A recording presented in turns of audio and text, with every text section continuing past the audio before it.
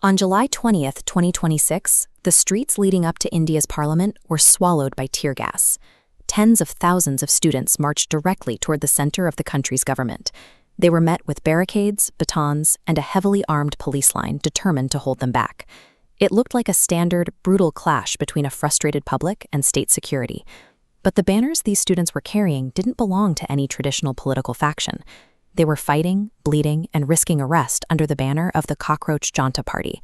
A generation pushed to the edge had weaponized internet-native irony and self-deprecating humor as their last line of democratic defense. To understand why they marched, we have to look at the numbers. This bar chart shows India's graduate youth unemployment rate compared to the national average. By early 2026, the rate for young graduates hit a staggering 40%. Millions of young people were getting their degrees, only to find absolutely nothing waiting for them on the other side. Then the floor fell out from under the education system itself. Nationwide medical entrance exams were systemically leaked, ruining the futures of millions of students overnight.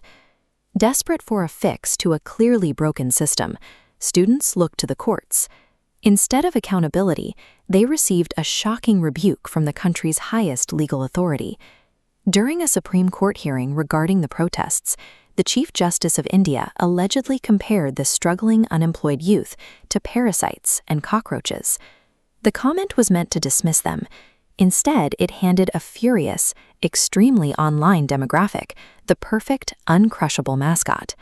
Within 24 hours, digital communications strategist Abhijeet Dipke leaned straight into the insult.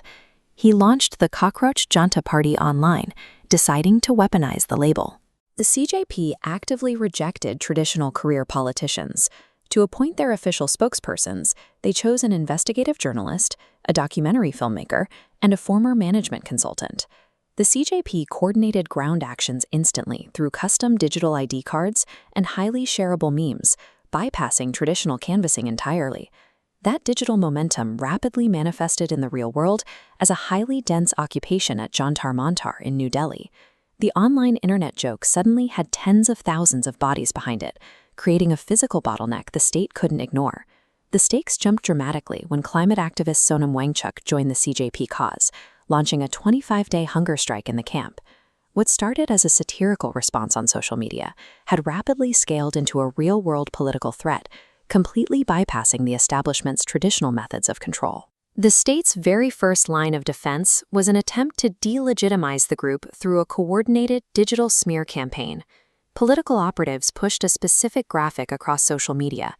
This pie chart illustrates their claim that 49% of the CJP's followers were from Pakistan, 14% from the US and Bangladesh, and only 9% from India. The message was clear. These weren't angry Indian students. They were foreign agents. When the smear campaign failed to suppress the momentum, the establishment escalated to physical force. During the massive July 20th march, the government responded with heavy barricades, targeted lathi charges, and local internet blackouts. But right in the middle of that violent police crackdown, a bizarre micro-scandal erupted online. A video surfaced showing one of the CJP's official spokespersons eating at a Burger King inside a nearby mall, while students were being tear-gassed outside. Pro-government accounts seized on the clip to paint the movement's leadership as hypocritical and insulated, forcing the CJP to immediately fire him. The Burger Row was a harsh wake-up call for the students.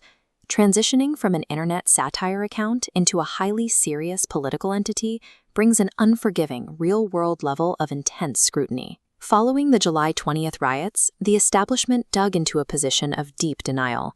When lawyers tried to present evidence of police brutality against the students to the Supreme Court, the Chief Justice explicitly refused to watch the videos, stating the court didn't have the time. Meanwhile, India's Education Minister, Dharmendra Pradhan, publicly dismissed the young protesters entirely, labeling them as nothing more than disruptive elements. Yet behind closed doors, a very different story was playing out. Despite their public dismissals, the sheer physical and digital pressure generated by the protests forced the government to secretly bring CJP representatives to the negotiating table. Sitting across from union ministers to hash out terms forced a definitive shift. The move into the boardroom established the youth movement as a legitimate political stakeholder. At that negotiating table, the CJP laid out concrete, uncompromising terms. They demanded the immediate resignation of the education minister and the withdrawal of all legal charges against peaceful protesters. They also demanded a 1 crore rupee financial compensation package for the families of students who took their own lives, and accountability for the millions of students forced to navigate these severely compromised examination halls.